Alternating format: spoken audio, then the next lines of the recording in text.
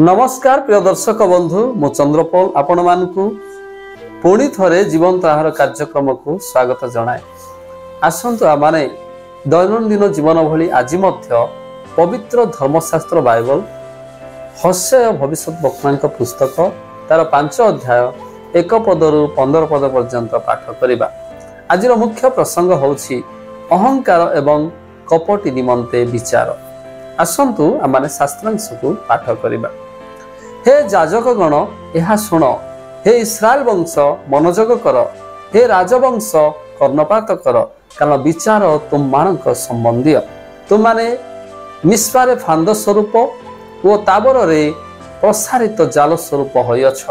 पुणी अत्याचारी माने हत्या करिबारे गभीर को जाय अछंती, मात्र आम्भे सेमानकर अनुजोगकारी अटु। आम्भे इफ्राइम को जानू ओ इस्राएल आम्भर अगोचर नुहे, कारण हे इफ्राइम तुम्भे एबे बेश्यावृत्ति करियछ, इस्राएल असुचि होइछि। सेमानकर क्रिया सकल सेमानकु आपणा मानक परमेश्वर प्रति फेरिबाकू देब नाही, कारण सेमानकर अंतर रे व्यभिचारर आत्मा अछि ओ सेमाने सदा प्रभु को जानती नाही। पुणी इस्राएल रो दर्प ताहार मुख आगरे साक्ष्य दिए।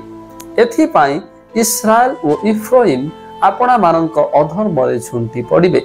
सेमाने आपणा मानकर मेषपल ओ गोपल घेनी सदा प्रभुंकर अन्वेषण करिया पाई जिबे, मात्र ताहांकर उद्देश्य पाइबे नाही। से सेमानक निकटरू चाली जाई अछंती। सदा प्रभुंक प्रतिकूल रे विश्वासघातकता करि अछंती, कारण सेमाने विदेशीय संतान उत्पन्न करि अछंती। एबे अमावास्या सेमानकु ओ सेमानक क्षेत्र सबकु ग्रास करिवो। तुम माने गिबियारे सिंहा ध्वनि कर, रामारे तुरी बजाओ, बैत आवनरे भयानक सिंहनाद कर।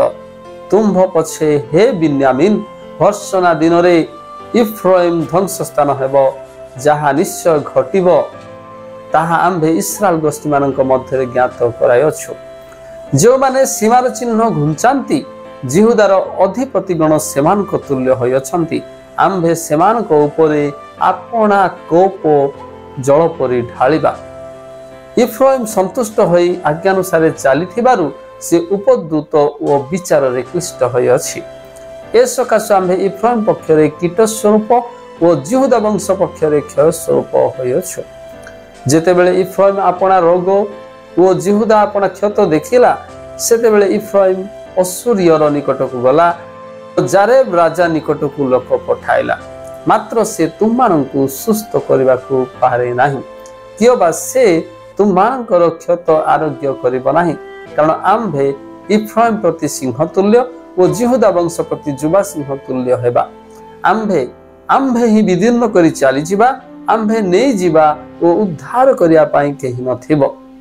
सेमाने आपणा आपणा अपराध स्वीकार करी आम्भर मुख अन्वेषण न करिबा पर्यंत आम्भे फेरी आपणा स्थान को छिबा। सेमाने आपणा मानकर दुख समय जत्न रे आम्भर अन्वेषण करिबे। पठित शास्त्रांश द्वारा ईश्वर आमान को आशीर्वाद करंतु। आसंतु प्रिय माने आमाने ए पठित शास्त्रांश को बुझिबा निमंते चेष्टा करिबा। इस्राएल रो चिन्ह गुड़िक शीघ्र विनाशकारी युद्ध क्षेत्र रे परिणत हेबो।